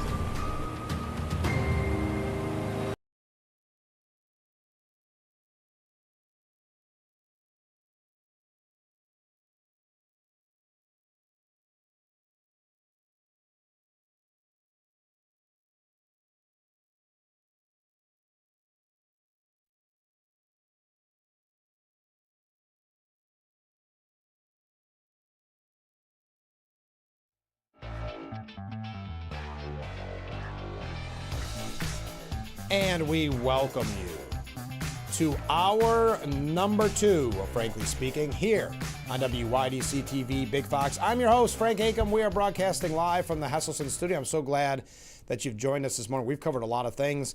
If you've missed out, you've missed a lot. If you missed any of it. Coming up in this hour, we will be talking with Kevin Adams, Horseheads mayor. Find out what's going on. And if you are a Horseheads resident, you don't want to miss it. Find out everything that's going on. All right, let's go to some viewer comments. Comment from viewers. Okay, I've finally had it with a commercial against distracted drivers and want an event. One of the world's a fender bender, and so on. I have no wonder just how many people would think this is actually a word. Is that what it says? I can't hear the audio. So fender benderer? Obviously a government agency produced this commercial, but one would think that it would be unnecessary to make up some foreign language to get its point across. Yeah, I'm sorry I haven't seen that, but I can see that you have it's a pet peeve at this point. Okay, Ken writes in, a 15-year-old running for governor of Vermont might have more common sense and initiative than Bernie Sanders and be able to teach him a thing or two. You're probably right, Ken. Yeah, he actually has a job. He's working part-time at a pizza place that his parents own. So he's actually had a real job, so he could teach Bernie a thing or two. And a lot of members of the Democrat Socialists of America. Comment from a different viewer. Blakeman just needs to do Frankly Speaking, then everyone will know who he is. Yeah, we had him on once before. He'll be back. I guarantee it. Whether it's in his travels over Zoom or in person, because we had a great time. And I've been happy to interview the comptroller candidate, Joseph Hernandez, twice. We just talked to him on Monday. And Sharitha, she's running for Attorney General against Letitia James. We had her on once. We're going to get her back on. Spread the word. Comment from a different viewer. I'm thinking what many are thinking it. Wonder what they would say about Lake Parton or Lake Dolly Parton. There you go. Maybe there wouldn't be any argument at that point. Just like they want to change Nashville International Airport to Dolly Parton International Airport. Comment from Mark. I can't believe they are saying that people don't know Bruce Blakeman, yet he has plenty of commercials out there. I don't believe. I think it's just a way. It's like polls, right? Where they'll say, it's all over. It's all over but the shouting. Because they want you as Republicans to get discouraged, not go out and vote, not go out and work and canvass and knock on doors, not worry about getting a sign. I think it's just a way. There's clearly a concern, whether it's the Democrats trying to take away his matching funds, whether it's Governor Hochul putting out negative ads against him. That's why I don't trust the polls, because they have more of a concern than they, quote unquote, should if it were as big of a gap as they're claiming. So all good points. Hey, did you hear this? The gift that keeps on giving are the Bidens. What I mean by that is if you're a Democrat, you must just say, go away. They have been since Dr. Jill released her book and said that she thought that Joe had had a stroke on the debate stage. And there, how many quotes do we have from Democrats and Democrat insiders saying, we want them to go away. This is not what we want to talk about in the midterms. We don't want to remind people of Joe Biden during the midterms. Now Jill Biden says her husband should be remembered as a hero for dropping out. And she insisted it was his advisors who wanted him to run for a second term. In an interview on the Jamie Kern-Lima show, the former First Lady didn't directly answer whether she was the Lady Macbeth who pushed Joe Biden to spend 4 more years in the White House. Ooh. And a lot of people have speculated that it was her behind the scenes, that she was really kind of the de facto president. But she confirmed that Biden originally intended to serve only 1 term as president, but claimed after Republicans had a poor showing in the 2022 midterm, Democrat Party members and his own advisors said he needed to run for re-election. Quote, after the midterms occurred and we won the midterms, and how you know the Democrats were doing so well, and everybody was coming to Joe and to me and saying he's got to keep going. His advisors were saying that. People were saying that everywhere, out on the road. He has to run. All right, so the yes men advisors were telling him he had to run because their paycheck depended on him. Jill obviously liked the power. We know that. And then he's out on the campaign trail. Don't you think people would say that? Or not campaign trail, but doing, not even rallies. What was he even really doing? Just when he was in getting an ice cream cone in Delaware? Yeah, of course people say that to be nice. Wow. Trying to take the blame off of her. Try to put it on unnamed advisors. Okay. Like I said, gift that keeps on giving. that the Democrats cannot like when things like this come out. Jill Biden said she hoped the true story of what happened in those years would come out in the historical record, and said she wanted her husband remembered as a hero. Quote, people forget the historical context because of all the negative overlay. They forget the true story of what happened, and I'm hoping that it's revealed in history, and that becomes Joe's legacy. She criticized negative people who disparage the Biden family. People just put whatever twist on it they want, and mostly it's negative. Oh yeah, you got so much bad coverage. Well, after the media had to cover the you-know-what, like Jake Tapper with that book, and try to rewrite history, yeah, maybe you got some negative coverage. But they were treated with kid gloves. How many times was she on the front page of some glamour magazine when Melania's never been? That's just one example. I mean, they have it that bad, but boy, they hold grudges. We've seen it from Hunter as well. Joe, I think, saw the direction that things were going, and he decided to step aside. I mean, I thought what he did was heroic. I mean, he gave up everything. I said, you make this decision yourself. Whatever decision is made, you have to be able to live with it the rest of your life. And I said, I'm not going to weigh in it for or against it. Okay. And I kept true to that. So she didn't have an opinion on it, we're supposed to believe? All right. And the former president's book, Promise Me America, comes out on November 17th. Interesting. Very interesting. All right, let's talk a little bit about 2028, shall we? Usha Vance was asked about the speculation of whether or not her husband would run for president. She said, my way of thinking about it is we just take things one step at a time. Right now, that step is he's really focused on the midterms. And for me, it's being focused on the things that I get to do during this 4-year period. And my attitude is just to have a kind of open mind and open heart towards whatever might come next. I've seen us adapt to all sorts of things and all sorts of changes. She was asked about their newest son, their fourth child, Alex. He's a great newborn. He must know his place in the world because he's a fourth child. He's been so relaxed compared to a couple of the siblings. So we're actually sleeping pretty well and feeling pretty good. Now, the vice president joked earlier this week that Usha previously suggested it might be difficult to have both a fourth child and pursue the vice presidency. The second lady said, well, you can have one of two things. You can be VP or you can have a fourth child. Ladies and gentlemen, I must be pretty persuasive because I got both. All right. So, raises that question. Is it going to be Vance? Is it going to be Rubio? Well, a new person, not really new. I think we all would have speculated on this. He ran against President Trump in the primaries, the original time. Ted Cruz acknowledged Wednesday that he still wants to be president. It's no secret that I want to be president, Cruz said during an interview on Texas Lieutenant Governor Dan Patrick's podcast. Does everybody podcast? When the Republican, Lieutenant Dan, asked Cruz, who ran for president in 2026, if he plans to run again, Cruz responded, time will tell. I will say this is a bug that history has proved is rarely ended. It is a permanent and often fatal bug. Oh no, there's going to be a full discussion about who we are and what we believe. I'll certainly be part of that discussion. So essentially saying it's no secret that he wants to run for governor. So now you got to look. I mean, my goodness. Or wants to run, did I say for governor? Because I was about to say DeSantis. He wants to run for president. Governor DeSantis' name's kind of being thrown around a little bit and his interest for the White House. And we had some viewers comment that they like Ron DeSantis' name being put in there. So the list is growing. The list is growing. Well, according to Ayanna Pressley, and this is our lead-in to the Democrat Socialists of America, and feel free to weigh in on your thoughts of the Ted Cruz running, Vance, Rubio, Hegseth, Ron DeSantis, whoever you'd like. Well, as we lead into the Democrat Socialists of America conversation, Ayanna Pressley was at Roxbury Community College in Boston. She was campaigning for Senator Ed Markey. Pressley said, it's bigger than Trump because whenever we do the work of ousting the occupant of the Oval Office, the Confederacy is still alive and well. That's all MAGA is. White supremacy is still alive and well. Anti-blackness will still be alive and well, even without Trump, she's saying, because the Confederacy is MAGA.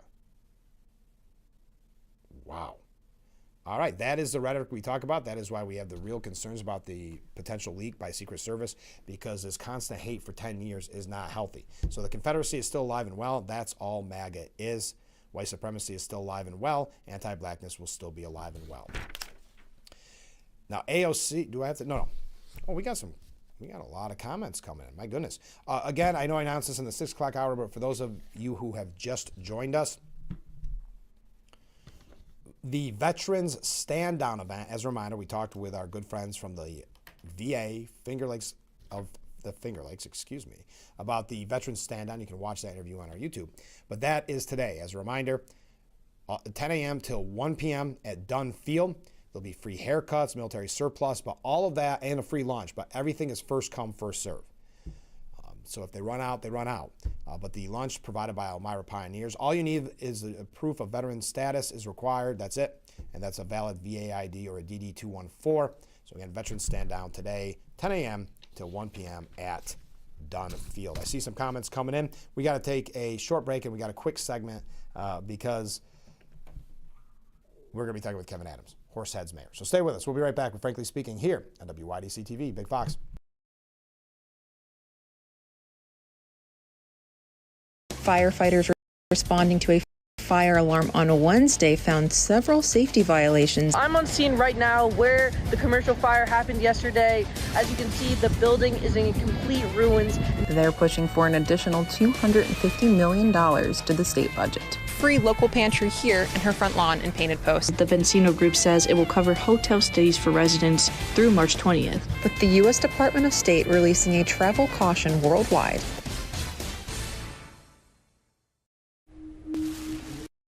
I had to pack up all my things. I had to leave my home. And I never knew where I was going next. It felt like I never even had a say. But then you came along. Change a child's story. There's a child in foster care waiting for a volunteer like you. Learn how you can help at nationalcasagal.org. Let me ask you, does it matter if the law firm you hire focuses on motor vehicle accidents?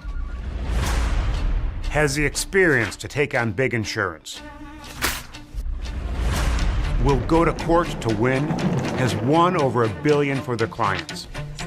If that matters to you, come to William Mattar. We are the largest motor vehicle accident firm in the state. Call William Mattar for the recovery you deserve. Hurt in a car, it matters who you hire. Happy Thursday, everyone. Thanks for checking in. 83 today. That's a little bit above the average. We're also going to be dealing with some showers and thunderstorms out there, some of which could be a little bit on the more vigorous side, but overall at or just slightly above average for this now end of August. Here are those thunderstorms developing as we head into the afternoon. A few pockets of locally heavy rain, maybe some hail, some gusty winds, and then this will be shifting east. So better on Friday. The Frankly Speaking Roof Cam, brought to you by Boss Security in Horseheads. Contact them today for all your business and home security needs. We are back, broadcasting live from the Hesselson studio. So many comments coming in this morning. I really do appreciate it. Let's get right to it. First up, oops, wrong button. Good morning, Frank. Well, hey, good morning to you. The biggest thing that Kathy Hochul has to worry about is that voters do know who she is. That's a very good point. I like that. Very good point. Mark writes in, Joe Biden will never be a hero in my book. Just letting illegals in our country disqualifies him. Look at the mess we are in. Thank you, Mark. Comment from a different viewer. Have you talked about the Amish threatening to leave the state over the measles vaccine? I just learned about it today. What a loss that would be for the Finger Lakes region. I'm hoping for a speedy resolution in their favor. Yes, this is headed to the Supreme Court. They have a really good piece on at the New York Post if you're interested. I got more viewer comments coming up as well. But New York's Amish community is issuing an ultimatum to state bureaucrats, leave us alone or we're packing up our buggies for greener pastures. The threat has been sparked by a vaccine mandate fight that the 25,000 strong religious community is taking all the way to the Supreme Court. And without getting into the details, meaning why this all came about, but it was specifically about measles and now COVID. 2 states, Maine and Connecticut, remove religious exemptions while West Virginia never had them. We can go through this whole history. You can find the piece for yourself. So I don't know. It said the second, again, it's about probably 10 pages, so it's kind of difficult. But I agree with you. It would be such a loss for the state. But find that piece at the New York Post. It's got to be over 10 pages here to find out more about it. Robert F. Kennedy's Department of Health and Human Services said President Trump's recent executive order reaffirmed the administration's commitment to parental choice and religious freedom when it comes to childhood vaccination. Under Secretary Kennedy's leadership, HHS will continue working to protect parents' rights to make informed healthcare decisions for their children in accordance with their deeply held beliefs. Comment from a different viewer. Where is Blakeman campaign signage available in the Hammondsport area now that the fair is passed? Thank you. I don't know, to be honest with you. I will find out. I'll ask around. Hammondsport, I'm not really sure. I'm kind of in the same boat. I forgot to grab one when I was done volunteering at the fair. And so I'll be asking for myself as well. I'll see what information I can get to you. I'm trying to think when the next time I'll meet with anybody. But as soon as I know, I'll let you know, because he bought a lot of signs. So there's no excuse not to get a sign. It's just a matter of where to get them. So I'm on the same page as you. Comment from a different viewer. Frankly, Bruce Blakeman needs to release a video for wide distribution that introduces himself and comprehensively defines his background, platform, and objectives, clearly stating why and how he is the better choice for New Yorkers than Kathy Hochul. I would agree with that. I also got to keep in mind Casso. I mean, he doesn't have as much as Governor Hochul. Okay, one last thing before we take a break, because I want to get to Horseheads Village Mayor Kevin Adams. But AOC has rejoined the Democrat Socialists of America after a 7-year absence. The Socialist Standard Bearer apparently forgot to renew her annual DSA membership when it expired back in 2019. All right. We got to take a short break. Stay with us. Mayor Adams. Oh, I almost said that. I was thinking Mayor Adams of New York. Horseheads Mayor Kevin Adams. When we return, stay with us. This is, Frankly Speaking, here on WYDC TV, Big Fox.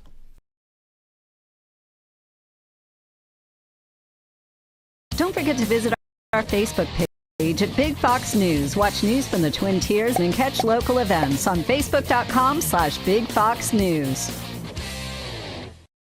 Away your swimming pool time at Hesselsen's for next year. With Hesselsen's Easy Layaway Plan, only $500 down guarantees you this year's price and gets you on an early installation date for next year. But hurry in, as next year's list will fill fast. Same great pricing, same great service, same great installation. Come in early so you can enjoy your new swimming pool all summer long. Hesselsen's, your locally owned and operated swimming pool store since 1955, will always be there for you today, tomorrow, and for years to come. Remember, it's always fun to poke in the corners at Hesselsen's. Make this summer event at Chilson Wilcox Reloaded. Drive home a 2026 Ram 1500 Express and save over $10,000. Step up to a 2026 Ram 1500 Bighorn Crew 4x4 and save over $13,000. Plus, it comes with the best powertrain warranty in the business. 10 years or 100,000 miles. Save over $8,000 on a 2026 Jeep Grand Cherokee Laredo X. And as always, get the highest trade-in values, period. Always save more at Chilson Wilcox. Selling cars a different way, the right way. Hurry in. When they're gone, they're gone. United Way fights for the health, education, and financial stability of every person in every community. Will you?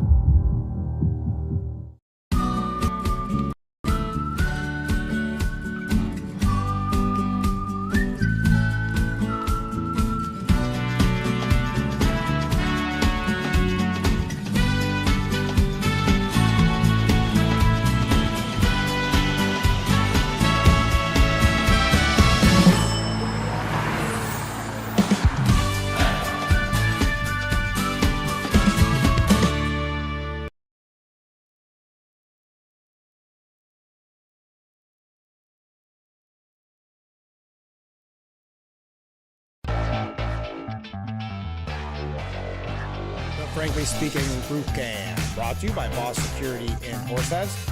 Contact them today for all your business home security needs. Welcome back to Frankly Speaking here on WYDC TV Big Fox. I'm your host, Frank Aiken. We are broadcasting from the Hesselson studio, and in that studio, Horseheads Mayor Kevin Adams returns. Welcome back. Where is he?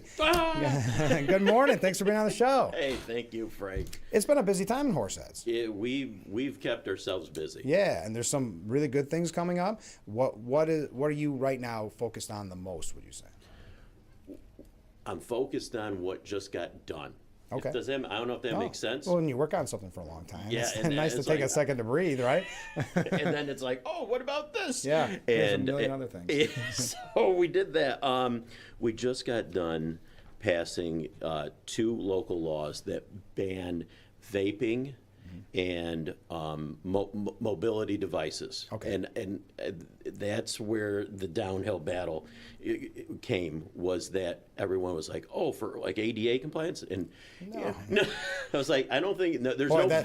if you took a stance like that, you're not I'd long fire for mayorship. myself. Yeah. And also, I don't know what village can supersede federal law. No. Okay. No. Okay. So, but we didn't have a good term, right? We originally, and even the lawyers didn't have a good term. They wrote the law for us and said e-scooters. And I'm like, no, hoverboards, dirt bikes. And what we're saying here is we banned them from village parks.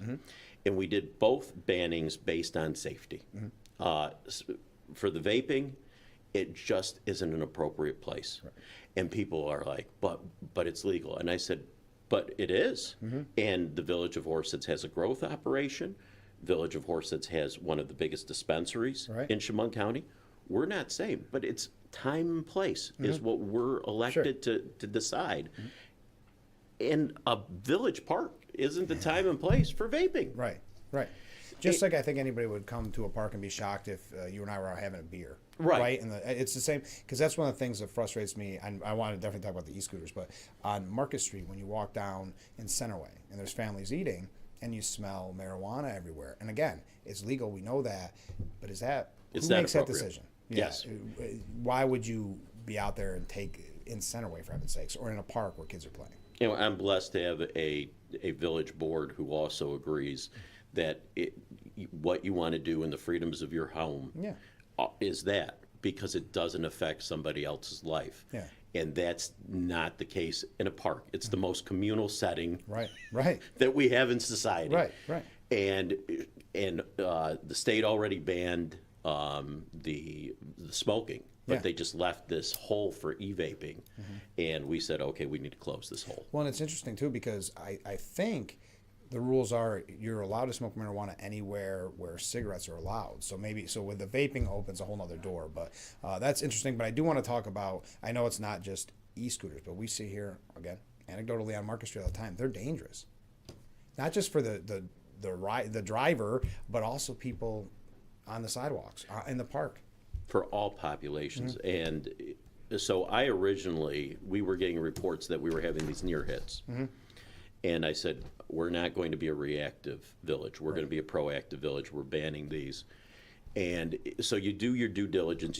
You do the public hearings. You start pulling into this. And then I start talking to young families.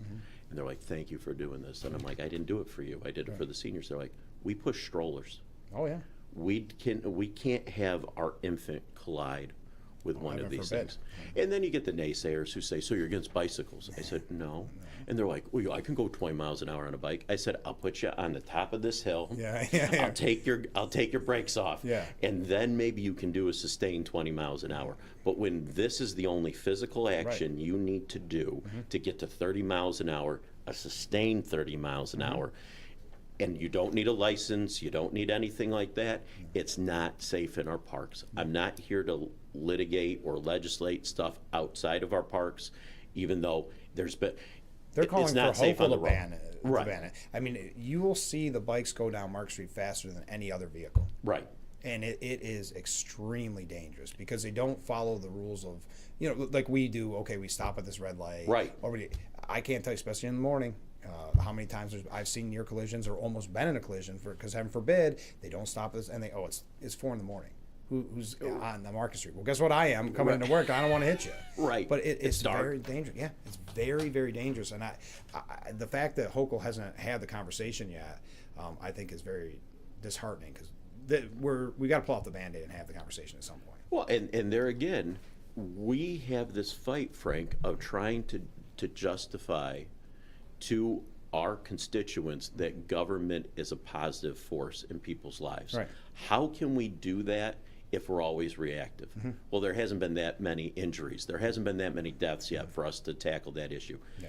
That will never come across my lips. Right. So that's why we took that proactive stance on all those mobility devices, hoverboards and dirt bikes and mopeds and stuff like that, and said, not here. Mm-hmm. And I think if people haven't seen one of these, that would change their mind very quickly. Because you know, maybe if you don't go to the park and see, or if you're in a more rural area, you might not see these e-bikes. But once you see them, it's startling. Yes. I mean, really. Yes, and we understand that e-bikes are here to stay, maybe that they're popular, and we're looking at sections of a park bona fide to just e-scooters. Gotcha. We can't put bicyclists and e-bikers on the same thing. No. Let's give them, like a skate park, let's give them a safe area to use that to, because we can provide them something off our roads and stuff like that. Right. But we can't take a 3-foot walking path at Thorne Street Park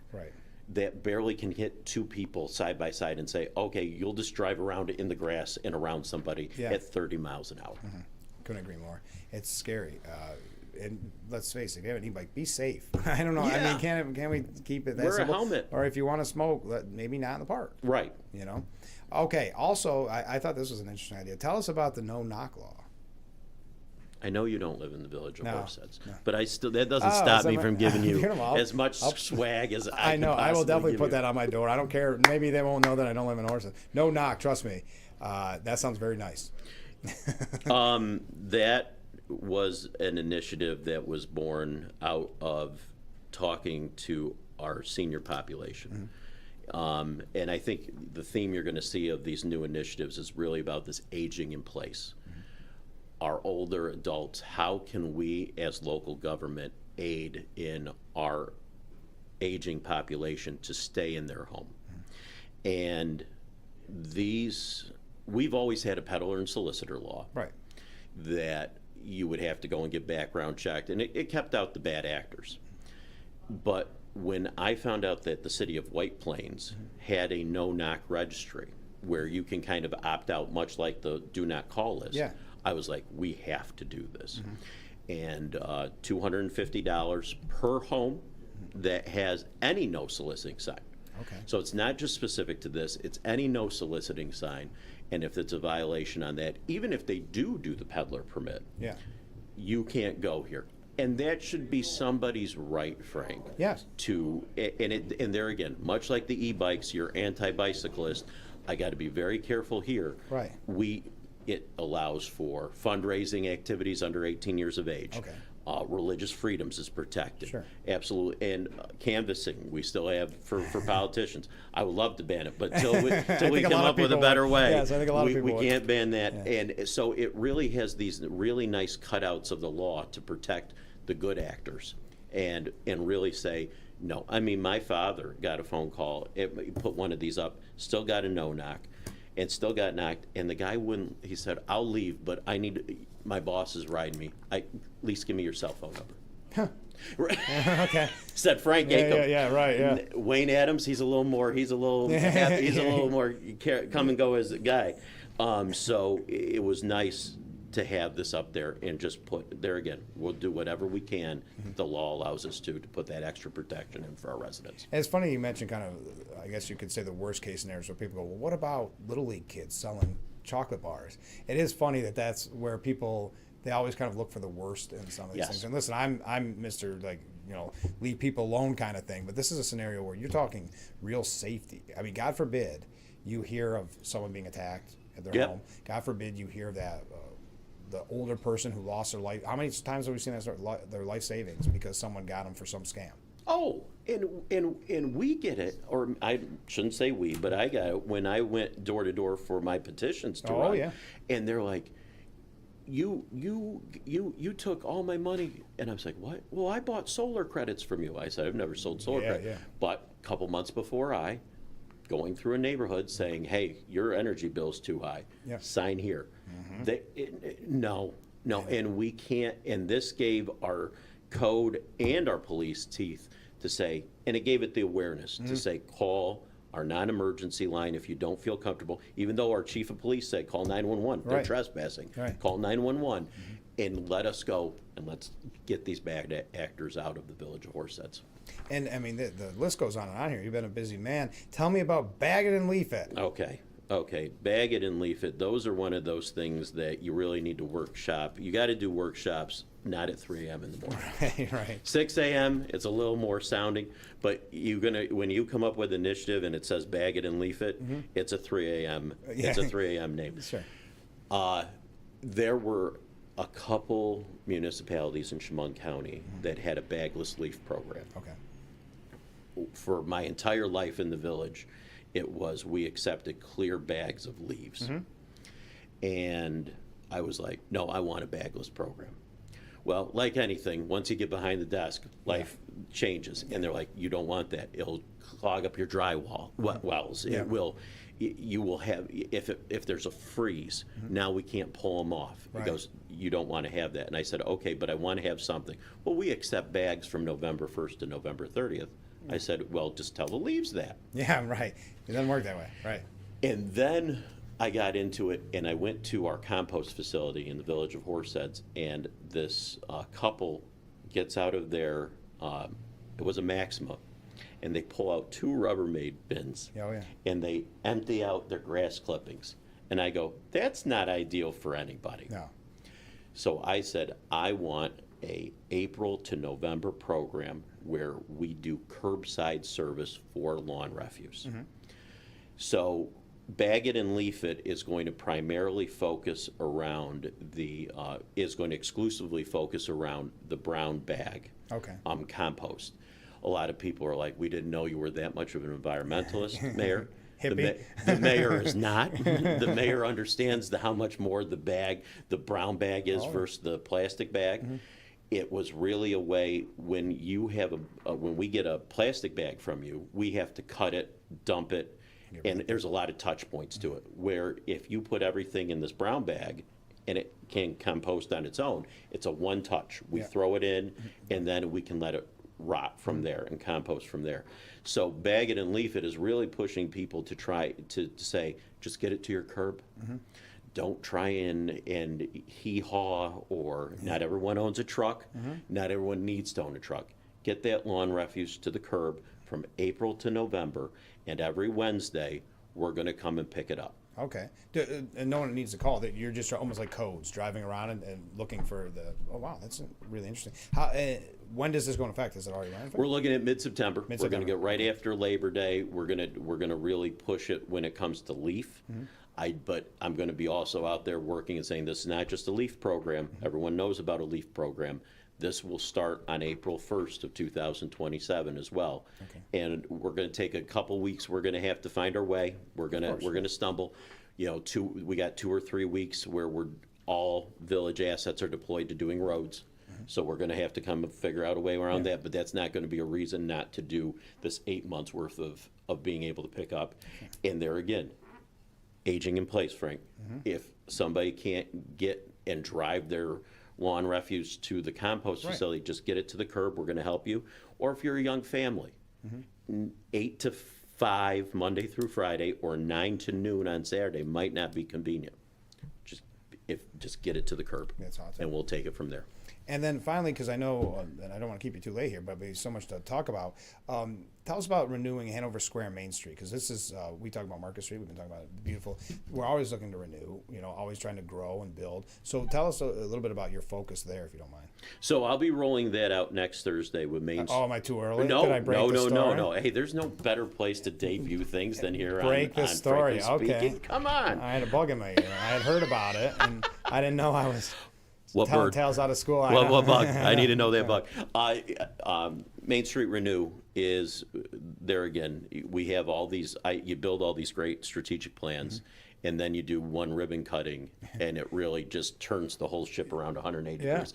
I'm out in front of a couple weeks ago at Kiki's, which is a diner around Hanover Square, and I look up and I see the building. Brandon, who is the business owner, put in a ton of money to renovate this thing. And I go, oh my, we as government, especially local government, can't take advantage of the private investment into our infrastructure. He stops paying taxes. The county of Chemung and the village of Horseheads and town of Horseheads has a beautiful building.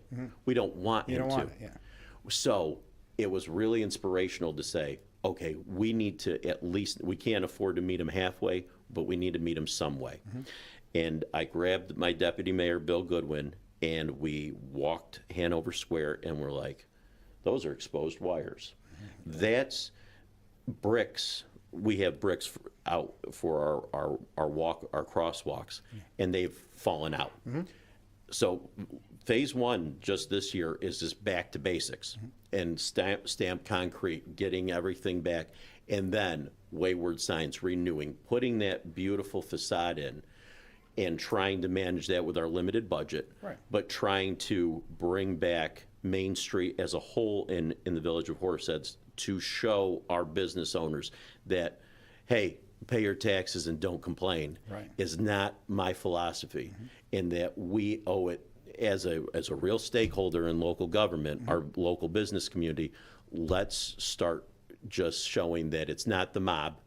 You just pay your taxes and we leave you alone. You won't be bothered. We don't want to overstep.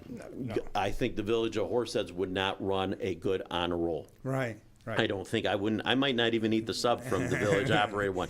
But we can at least understand that these small businesses who don't qualify for pilots, who don't qualify for any of these breaks, also go and we can still help them. There's a way to help. And you think of it, it pays off in the long run. You know, and Yes. if you look at a beautiful Hanover Square, beautiful Main Street, and you're bringing people in, and let's say $100 fix could lead to, if it leads to 2 or 3 more people coming to town. Right. But what's a $100 fix anymore? But you know what I mean? Something, these little things that, because if you let that infrastructure crumble, you're in a lot worse spot. Well, and it's this battle of limited resources and an infinite amount of want and need. If we don't do some sort of logoed initiative where I'm pushing that, then that one village parking lot does start to deteriorate. That one sign that's always crooked stays crooked. So I think you're going to see a lot of changes on just phase one that's are going like, oh my God, that it's fairly cheap and can show a lot of visual beauty. And then once we can get that buy-in from the community, get that buy-in from that, we got to take the first step. And then once we can have that buy-in, I think what you're going to see is not a Market Street. You're out of our league. But you're going to see a renewed Main Street and a renewed Hanover Square from that. Impressive. Everything else going good? I'm keeping you long here. I think if you're okay, Frank, I kind of like to take my cues from you too. As but fall's coming up. We're going to be demolishing the Thorn Street pool house or pool house. We got the $4 million New York Swims grant. So all next year we're going to be building that brand new pool house, renovating the pool, saving the pool for another 20, 30 years. Where you see other municipalities having to make those hard decisions and closing pools. We're going to be investing in ours and saving ours. So we're going to be doing that. Parks 2030 is going to be coming up where we're looking at rescoping some of our parks. So I promise, and hey, however many more months before you let me back in the door, I'm going to have a whole brand new host of things to talk to you about. Perfect. Well, thank you. Well, thanks for giving us so much time, and let's do it again soon. Sounds great. All right. We'll be right back with Frankly Speaking after this. Stay with us.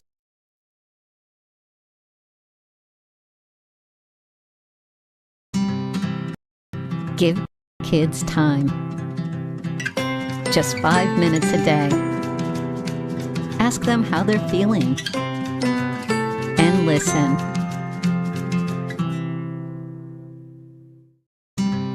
Give kids time. Just 5 minutes a day. Ask them how they're feeling. And listen.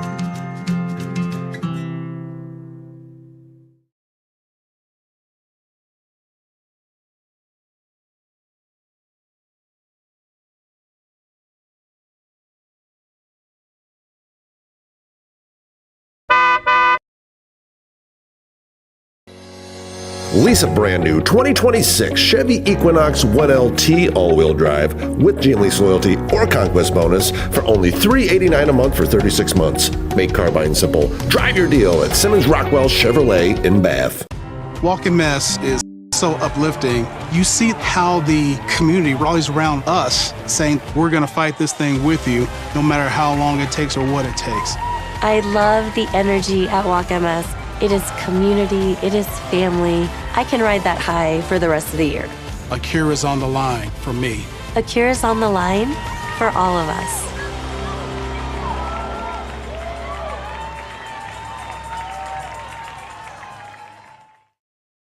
Happy Thursday, everyone. Thanks for checking in. 83 today. That's a little bit above the average. We're also going to be dealing with some showers and thunderstorms out there, some of which could be a little bit on the more vigorous side, but overall at or just slightly above average for this now end of August. Here are those thunderstorms developing as we head into the afternoon. A few pockets of locally heavy rain, maybe some hail, some gusty winds, and then this will be shifting east, so better on Friday.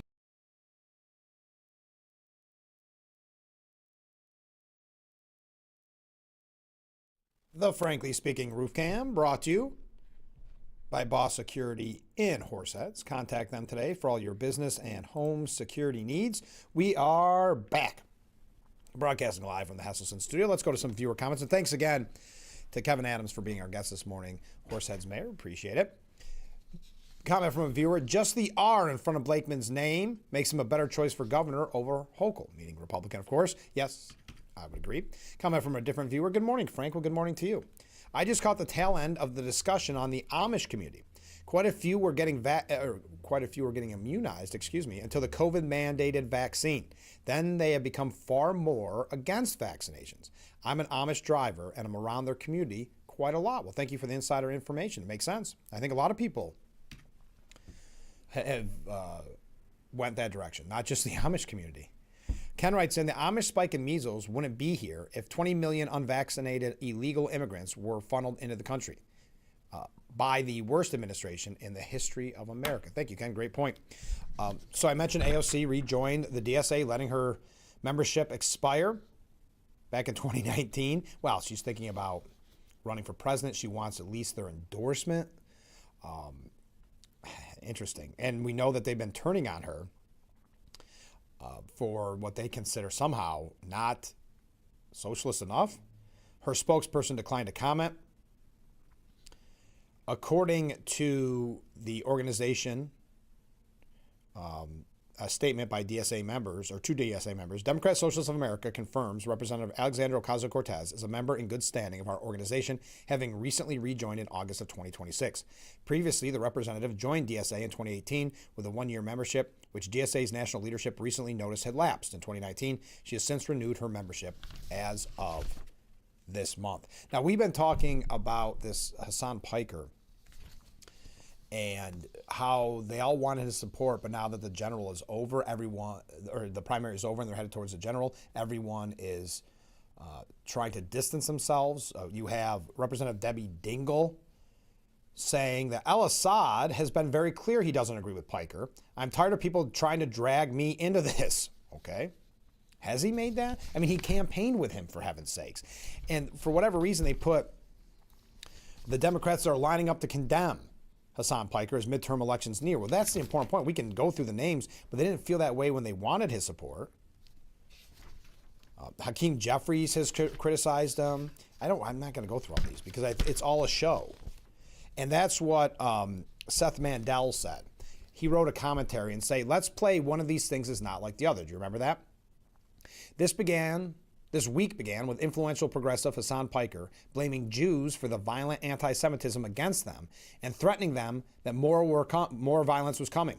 Here are three statements by Democrat Party figures on Piker's comments. One, quote, the malicious claim that American Jews are inviting violence against themselves is dangerous and anti-Semitic. There is zero justification for threats against the safety of our Jewish brothers and sisters at a moment of rising hate. We will fight the cancer of anti-Semitism with the fierce urgency of now, end quote. Number two, Hassan Piker's talk of violence against American Jews and directly naming a Michigan elected official and future member of Congress, Jeremy Moss, is unacceptable. Full stop. Piker is a hack who thrives on hate, shock, and awe because he lacks substance. It's dangerous for everyone. We should all be calling out this disgusting rhetoric so it loses its grip on our politics once and for all. It has no place in Michigan and no place in our country, end quote. And number 3, criticizing the policies and actions of the Israeli government is one thing. Blaming American Jews for the hatred, threats, and violence directed at them is something else entirely. It is dangerous, wrong, and anti-Semitic. No Jewish American should be held responsible for the actions of a foreign government, and there is never any justification for threatening the safety of Jewish communities. We must confront anti-Semitism wherever it appears with resolve and zero tolerance. Now, it should be obvious the difference of those 3. Only one of them actually mentions Hassan Piker by name. We can infer from this that the other 2 are afraid of Piker for one reason or another. The only one of the 3 unafraid to invoke Piker's name is Hillary Schlotton, a Democrat congresswoman representing Michigan's 3rd district. And who are the 2 who cower in fear of Chairman Mao-worshipping social media influencer? The first, Hakeem Jeffries, the Democrats' House leader and would-be speaker. The latter is Ken Martin, chairman of the Democratic National Committee. The National Democratic Party is led by jellyfish, though Schlotton's presence in the party means that they're not entirely without vertebrae. One defense of Jeffries here is that we all know who he's talking about. And it's true, Jeffries' statement could have been weaker, but that's a low bar to clear for someone who wants to be Speaker of the House. Why not call him out by name in your statement if you feel so passionately about the issue? Wolf Blitzer asked Jeffries, who didn't have much of an answer.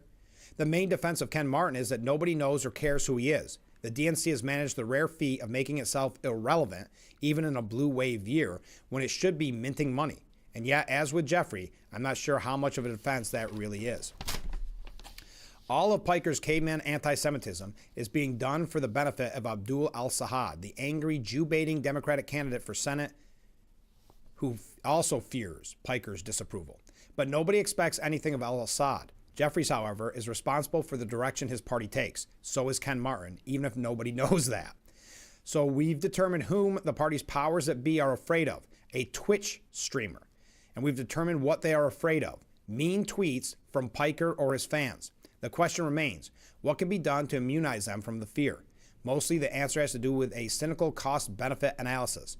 Normally you'd love to appeal to someone's principles, but Jeffries has misplaced his and forgot to put an air tag on them. What the wannabe speaker is left with is political incentive. And right now he doesn't have the incentive to do what he should do, which is to tell Assad to choose between Piker and the party. Nor did the fact that Piker seemed to threaten another Democrat, Jeremy Moss, move Jeffries to act. What he wants, what he needs, is the steady drumbeat of headache-inducing stories to make it impossible for him to allow this to go on. Quote, you have a finite amount of days in campaigns, and any day you're not on your message and on the offensive, you're losing, Trey Easton, a Democrat Party think tanker, told Politico. Easton had al-Assad in mind, but the point stands for Jeffries as well. Here's where Democrats are a bit of a structural disadvantage. Mainstream media do not hound left-wing anti-Semites. If anything, they massage their image with puff pieces. CNN, which actually does challenge Democratic anti-Semites, is the exception. It would take a wholesale turnabout for most of these media companies to give progressive shock jocks like Piker the scrutiny they deserve. And we mentioned this on the program before. You know, if it was anybody in the Republican Party that was talking like this, any talking head, any pundit, any host, every single Republican, I don't care if they were running for dog catcher or running for president, would be asked, do they disavow this person? Democrats don't get that. In the long term, Jeffries would be thankful for such help because unless someone forces the New York congressman's hand, the Democrats will appear to be just as much Piker's party as Jeffries. And that's why I'm not a big fan of Hugh Hewitt, but he says that Hassan Piker's radical rhetoric is becoming the Democrats' 2026 brand. And he raises a fair point there. Piker is the brand of Democrats in 2026. We'll have to watch to see whether candidates for the party's nomination for president in 2028 work to scrub that brand away in the months ahead. All right, stay with us. We're almost out of time. Get your last second comments in, and we'll be right back with Frankly Speaking here on WYDC TV, Big Fox. Make this the summer event at Jilson Wilcox, Reloaded. Drive home a 2026 Ram 1500 Express and save over $10,000. Step up to a 2026 Ram 1500 Bighorn Crew 4x4 and save over $13,000. Plus, it comes with the best powertrain warranty in the business. 10 years or 100,000 miles. Save over $8,000 on a 2026 Jeep Grand Cherokee Laredo X. And as always, get the highest trade-in values, period. Always save more at Jilson Wilcox. Selling cars a different way, the right way. Hurry in. When they're gone, they're gone.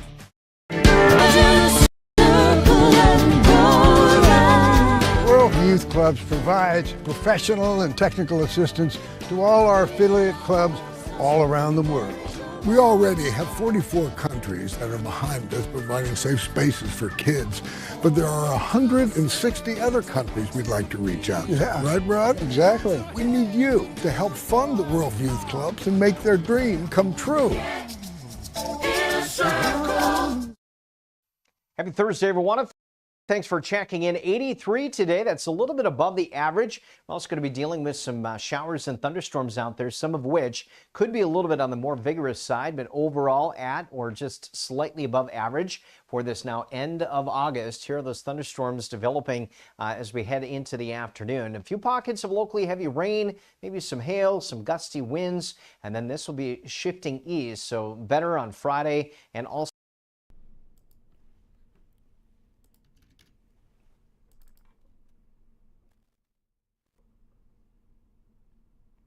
The Frankly Speaking Roof Cam, brought to you by Boss Security in Horseheads. Contact them today for all your business and home security needs. We are back broadcasting live from the Hesselson studio.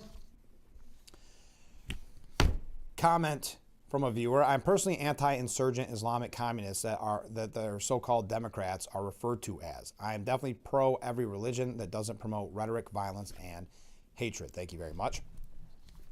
Now, let's talk quickly about New York State issues before we wrap up, because we talked a little bit about Blakeman. Now, this is what I mean, that they're scared of Bruce Blakeman, because there's articles out saying he caved. What he did is he's unwinding Nassau County's ICE agreement while this plays out in court, which is the way it should be done. But I can't remember, it's probably off the front page now, but how Empire Report had it. Blakeman surrenders. Nassau County will comply with ban on ICE partnerships. We'll read a little bit more between the lines. They will comply with a new anti-ICE sanctuary state law, said Bruce Blakeman, while defiantly pledging to join a lawsuit pushing back on Albany's mandate. This is one of the saddest days of my life as county executive, Blakeman said.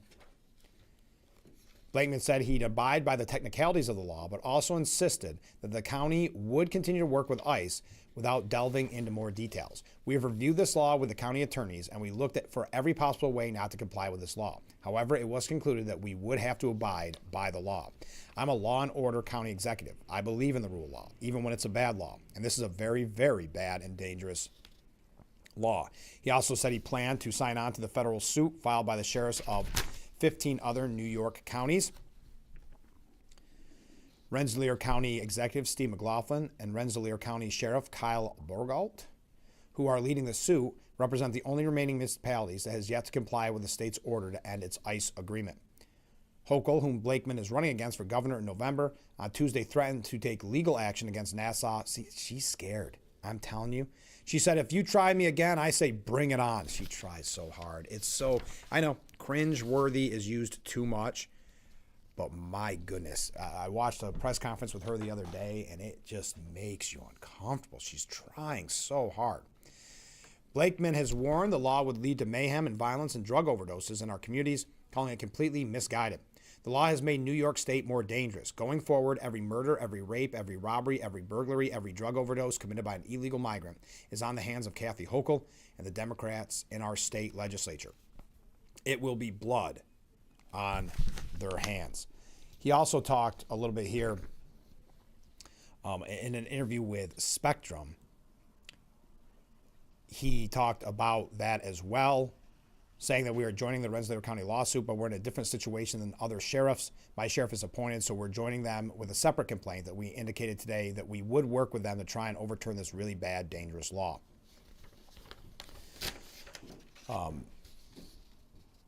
While Blakeman touts his link to President Trump, says Spectrum, as well as the president's endorsement, he doesn't appear to want to be in a position of defending the president's actions. This became clear when he was asked about Canadian tariffs. He said, listen, you can talk about federal issues all you want, but I'm running for governor. They're scared, folks. But it's as the Post editorial board said, Hochul's ban on cops working with ICE is an attack, again, on public safety. How many times does she have to attack public safety and make New York a less safe place before people say enough is enough? Yes, the Local Cops, Local Crimes Act undermines public safety, and good for her GOP gubernatorial rival, Bruce Blakeman, for standing up to her. So I don't want to go through each specific issue, but Hochul is also testing the limits of the Constitution, which gives federal law priority over state law. Banning cooperation could count as obstruction. No New Yorker should fall for Hochul's gaslighting. Her anti-ICE law is an attack on public safety. Simple as that. What else is new? That's what we do here in New York State. Make it a less safe place. I mean, every time it's budget season, we get nervous to see what's next. Hey, did you see this new narrative that there's that midterm convention that Trump is putting on that Republicans are nervous about? They don't think it's going to be a success. I should ask your thoughts on that. They claim at Politico that taxing the rich is cracking open the Democratic coalition. It's another part of the civil war in the Democrat Party, because they realize in New York and California and elsewhere, by doing that, you're driving away the ultra wealthy to Texas, to Florida. They realize that, but they still have to keep the DSA happy. They don't want a challenger, so they're in a little bit of a pickle, so to speak. All right, that does it for today's edition of Frankly Speaking. Thank you to Horseheads Mayor Kevin Adams for being on the program. I always appreciate when he joins us. On tomorrow's show, we're going to be talking with Morgan James. She's going to be performing at the Corning Civic Music, and that's at CMOG. We'll learn all about it on tomorrow's broadcast. Busy week next week as well. Thank you to everybody who reached out, every comment, every wave. I think we had a really good show. One last reminder, don't forget the Veterans Stand Down event is today. If you are a veteran or you know a veteran, give them a call and let them know that is today from 10 a.m. till 1 p.m. at Dunn Field. There's free haircuts. There's military surplus items available. Also a free lunch provided by the Elmira Pioneers. But again, I want to warn you, it's first come, first serve. So you get all this information. It's a very informative day. You'll find out how you can get your benefits, how you can get whatever help that you need, and also potentially a free haircut, lunch, military surplus. So all you need is a valid VA ID or your DD-214. And that's, again, today, 10 a.m. to 1 p.m. at Dunn Field. And thank you, as always, to our friends at the VA Finger Lakes. All right. Is it tonight, by the way, that kicks off the Finger Lakes Bike Rally as well? Keep that in mind. It has been a busy week. The days are blending together. But thank you again for joining us. This has been, Frankly Speaking, here on WYDC TV Big Fox. We will see you tomorrow morning, bright and early, starting at 6 a.m. I look forward to it already. Have a great day, everyone.